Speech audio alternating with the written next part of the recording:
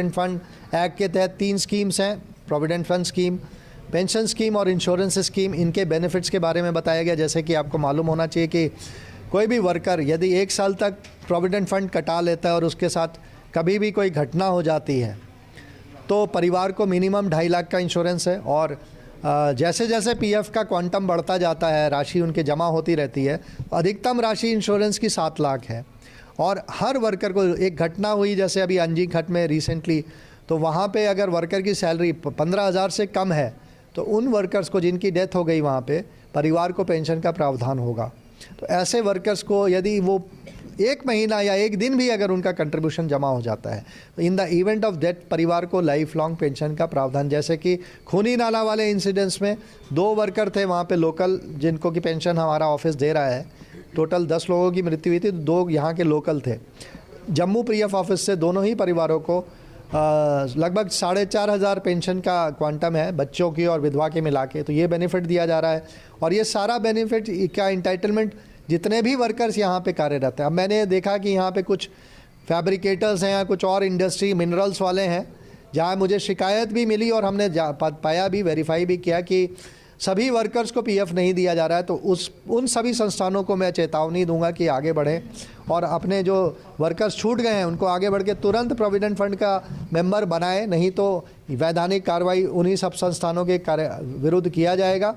आपकी जानकारी में भी कहीं भी कोई वर्कर ऐसा पाया जाता है जिसको पीएफ नहीं दिया जाता है, उसको हम बेनिफिट देंगे।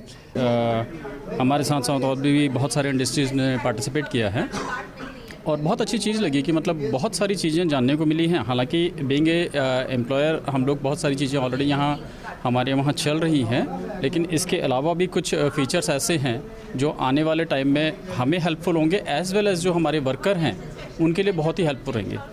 जैसा कि मैंने भी एक क्वेश्चन यहाँ पे रेज़ किया था कि जो लोग पहले जिनकी सर्विस थी और 2019 के बाद जब ईपीएफओ एक्टिव हुआ था, वो सर्विस क्या इसमें काउंट होगी कि नहीं, उन्होंने बहुत अच्छा इसको क्लैरिफाई किया है।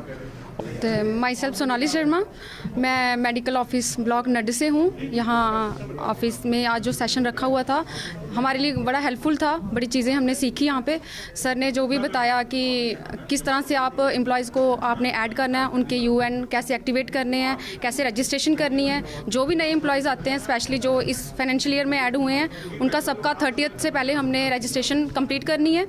और हमारी जो क्वेरीज है, जैसे हमारा मेडिकल ब्लॉक है, हमारे में पैरामेडिकल स्टाफ है, सबका ईपीएफ कटता है, टाइमली सबको मिल रहा है, जो इशू है उनके सारे टाइमली रिजॉल्व हो रहे हैं।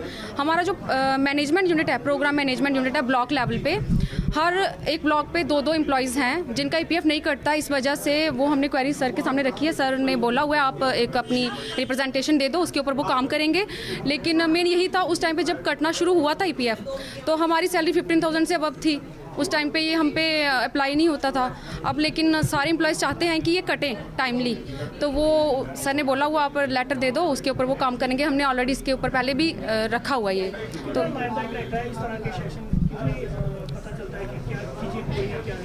हाँ, बड़ा कुछ, जैसे मैक्सिमम तो हमारी जो ऑनलाइन, अब तो सारा ऑनलाइन है, ऑनलाइन सबमिट करने में डॉक्यूमेंटेशन कोई वहाँ से ट्रांसफ़र होकर आ रहा है, दूसरे ब्लॉक से दूसरे ब्लॉक में शिफ्ट हो रहा है, तो ट्रांसफ़र एग्जिस्ट करता है, वो एग्जिट करेंगे, हम एंटर करेंगे, हाउ टू, ये सारा कैसे मैनेज करना है, इन्होंने बड़े अच्छे से समझाया है। बड़ी सारी चीज़ें हैं जो हमने, जब ये क्वेरीज चली हैं उनके दौरान ही हमारे मैक्सिमम क्वेश्चन जो हैं वो हमने समझ लिए हैं अपने।